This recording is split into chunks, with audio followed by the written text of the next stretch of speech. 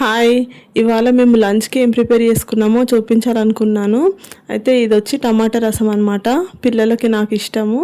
ఇంకా తోటకూర ఫ్రై అయితే చేద్దాం అనుకుంటున్నాను. మంచి కాంబినేషన్ కదా. ఈ సమ్మర్లో అయితే ఖచ్చితంగా ఒక రసము, పప్పుచారు లాంటిది ఏదో ఒకటి పక్కన ఉండాలి. లేదంటే పచ్చిపులుసు అయితే ఇది బెస్ట్ అనమాట. ఇది తోటకూర ఫ్రై చేస్తున్నాను ఇవాళ అయితే.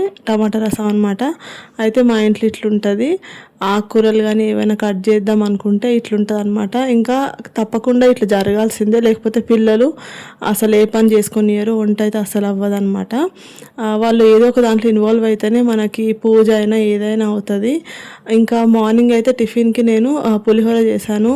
మంచి టేస్ట్ వచ్చింది. ఇంకా కొంచెం మిగిలిందనమాట. పిల్లలు అయితే మళ్ళీ కూడా అదే తింటా అంటే మళ్ళీ పులిహోరనే తినిపించాను వాళ్ళకి.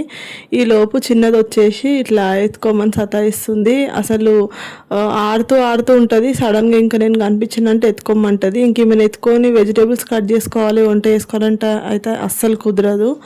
అయినా ఏం చేస్తాం, ఇంకా పిల్లలు కొంచెం పెరిగేంత వరకు అయితే తప్పదు కదా. అయితే మీలో ఎవరు వంటని అంటే ఏదైనా ఫుడ్ని ఇష్టంగా తింటారు?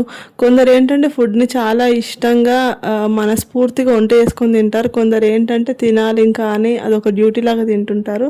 కానీ నాకైతే ఫుడ్ మంచిగా డెలిషియస్గా టేస్టీగా చేసుకోవడము, ఇంకా వాటి కాంబినేషన్స్ కూడా నేను పర్ఫెక్ట్గా మెయింటైన్ చేస్తాను అనమాట. వంట చేయడము ఇంకెవరికైనా తిని బాగుంది అని అంటే అయితే ఇంకా కడుపు నిండిపోతుంది, ఇంకా తినాల్సిన అవసరం లేదు నాకు, అట్లుంటుంది అనమాట.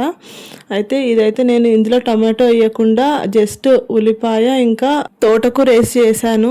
అయితే మా హస్బెండ్కి అయితే ఇంతకుముందు అంత ఇష్టంగా తినలేదు, కానీ ఈసారి అయితే చాలా బాగుంది అన్నాడు అనమాట. అయితే ఏమైనా కొన్ని కర్రీస్ ఎట్లా అంటే మనము వేరే అవి ఇవి ఇంగ్రీడియంట్స్ వేస్తే టేస్ట్ అంతా మారిపోతుంది.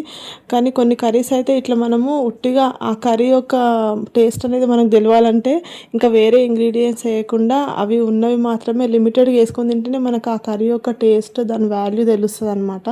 మీరు ఎందరూ నాలాగా ఫుడ్ని ఇష్టంగా ప్రేమగా తింటారో చెప్పండి. కామెంట్ చేయడం మర్చిపోకండి. ఇంకా ఖచ్చితంగా లైక్ చేయండి.